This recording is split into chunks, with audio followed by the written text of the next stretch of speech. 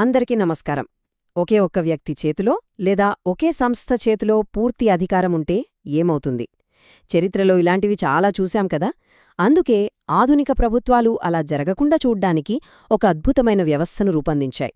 అదేంటో, అదెలా పనిచేస్తుందో ఈరోజు మనం వివరంగా తెలుసుకుందాం. ముందుగా మనం ఈ ప్రశ్నతో మొదలుపెడదాం. మొత్తం అధికారాన్ని ఒకే చోట కేంద్రీకృతం కాకుండా ఆపడమెలా?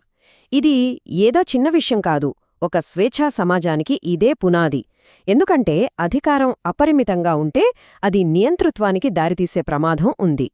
అదృష్టవశాత్తు రాజనీతి తత్వవేత్తలు దీనికొక చక్కని పరిష్కారాన్ని కనుగొన్నారు.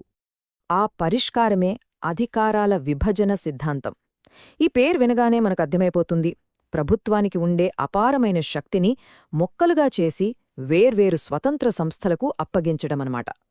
ఇది చూడ్డానికి చాలా సింపుల్ ఐడియాలా అనిపించినా ప్రజాస్వామ్యానికి ఇదొక రక్షణ కవచం లాంటిది. పరీక్షల్లో కూడా ఈ డెఫినేషన్ చాలా ముఖ్యం. సాధారణంగా ఈ శక్తిని 3 ప్రధాన భాగాలుగా విభజిస్తారు. మొదటిది శాసనసభ, అంటే మన పార్లమెంట్ లాంటిది. ఇది దేశానికి అవసరమైన చట్టాలను చేస్తుంది. ఇక రెండవది కార్యనిర్వాహక వర్గం, అంటే ప్రభుత్వం. ఇది ఆ చట్టాలను అమలు చేస్తుంది. ఇక మూడవది న్యాయ వ్యవస్థ, అంటే మన కోర్టులు.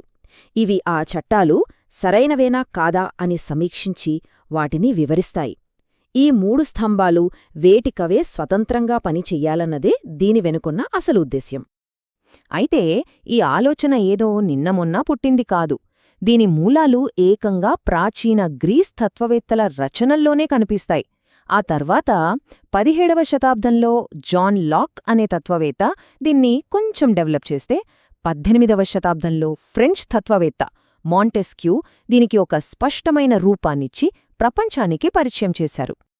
మాంటెస్క్యూ ఎంత బలంగా చెప్పారో చూడండి.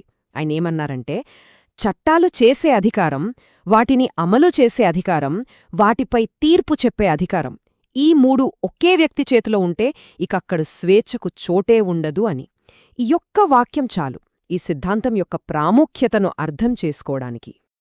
సరే, ఇంతకీ ఈ అధికారాలను పంచిపెట్టడం వల్ల మనకు కలిగే ప్రయోజనమేంటి? సింపుల్గా చెప్పాలంటే 3 ముఖ్యమైన లక్ష్యాలున్నాయి.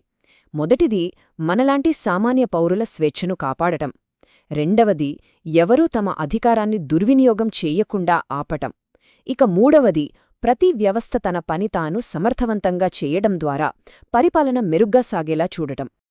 ఓకే, ఇప్పటివరకు మనం సిద్ధాంతం గురించి మాట్లాడుకున్నాము. మరి నిజ జీవితంలో ప్రపంచ దేశాలు దీన్ని ఎలా పాటిస్తున్నాయి? ఇది చాలా ఆసక్తికరంగా ఉంటుంది. 3 ముఖ్యమైన ప్రజాస్వామ్యాలను ఉదాహరణలుగా తీసుకుని వాటిని పోల్చి చూద్దాం. మొదటగా అమెరికా సంయుక్త రాష్ట్రాలు. అధికారాల విభజన సిద్ధాంతానికి అమెరికాను ఒక పర్ఫెక్ట్ ఉదాహరణగా చెప్పుకోవచ్చు. ఎందుకంటే వాళ్ళు ఈ సిద్ధాంతాన్ని చాలా చాలా కఠినంగా పాటిస్తారు. అమెరికా, యూకే వ్యవస్థలను పక్కపక్కన పెట్టి చూస్తే మనకు తేడా స్పష్టంగా కనిపిస్తుంది. అమెరికాలో ఈ 3 శాఖల మధ్య ఒక గోడ కట్టినంత గట్టి విభజన ఉంటుంది. ఒకరి పనిలో మరొకరు అస్సలు జోక్యం చేసుకోరు. కాని యూకేలో దీనికి పూర్తి భిన్నం. అక్కడ అధికారాలు ఒకదానితో ఒకటి కలిసిపోయి ఉంటాయి. మరి యూకేలో ఈ కలయిక ఎలా పనిచేస్తుందో చూద్దాం. అక్కడ ప్రభుత్వంలో ఉండే మంత్రులే పార్లమెంట్లో కూడా సభ్యులుగా ఉంటారు. అంటే చట్టాలు చేసేది వాళ్లే, అమలు చేసేది కూడా వాళ్లే. అన్నింటికన్నా ముఖ్యమైన విషయమేంటంటే యూకేలో కోర్టులు ప్రభుత్వ చర్యలను సమీక్షించగలవు, కాని పార్లమెంట్ చేసిన చట్టాన్ని మాత్రం కొట్టివేయలేవు. ఎందుకంటే ఆ వ్యవస్థలో పార్లమెంటే సుప్రీం. దీన్నే మనం పార్లమెంటరీ సర్వాధికారం అంటాం. మరి మన భారతదేశం సంగతేంటి? మనం అమెరికా లాంటి కఠినమైన మార్గాన్ని తీసుకోలేదు, అలాగని యూకేలాగా పూర్తి కలయికను తీసుకోలేదు. మన రాజ్యాంగ నిర్మాతలు చాలా తెలివిగా ఒక మధ్య మార్గాన్ని ఎంచుకున్నారు. మన రాజ్యాంగంలో అధికారాల విభజన గురించి ప్రత్యేకంగా ఎక్కడా రాయలేదు. కాని 3 శాఖల మధ్య పనులు పంచుతూనే అవసరమైన చోట అవి కలిసి పనిచేసేందుకు వీలు కల్పించారు. అయితే మన వ్యవస్థలో అన్నింటికన్నా ఎక్కువగా ప్రాధాన్యత ఇచ్చేది దేనికంటే న్యాయ వ్యవస్థ స్వాతంత్ర్యానికి. మన ప్రజాస్వామ్యానికి అసలైన రక్షణ కవచం ఇదే. సరే, ఇప్పటివరకు అంతా బాగుంది కదా. కాని ఒక ప్రశ్న, ఈ సిద్ధాంతం 100% పర్ఫెక్టా? దీన్ని ఇంత కఠినంగా అమలు చేయడంలో ఏమైనా సమస్యలెదురవుతాయా? ఇప్పుడు ఈ సిద్ధాంతంపై ఉన్న కొన్ని విమర్శలను కూడా మనం పరిశీలిద్దాం. చాలామంది విమర్శకులు ఏమంటారంటే, ఈ రోజుల్లో ప్రభుత్వాలు ఎన్నో పనులు చేయాలి, ప్రజల సంక్షేమం చూడాలి. అలాంటప్పుడు ప్రతి చిన్న పనికి 3 వేర్వేరు శాఖల మధ్య సమన్వయం అవసరమైతే పనులు చాలా ఆలస్యమవుతాయి. ఇది పరిపాలనకు మంచిది కాదు. అంతేకాదు, కొన్ని పనులు 3 శాఖలు కలిసి చేయాల్సి రావడం కూడా అనివార్యం. సరిగ్గా ఈ సమస్యలకు పరిష్కారంగా ఆధునిక ప్రజాస్వామ్యాలు ఒక కొత్త ఆలోచనను ముందుకు తెచ్చాయి.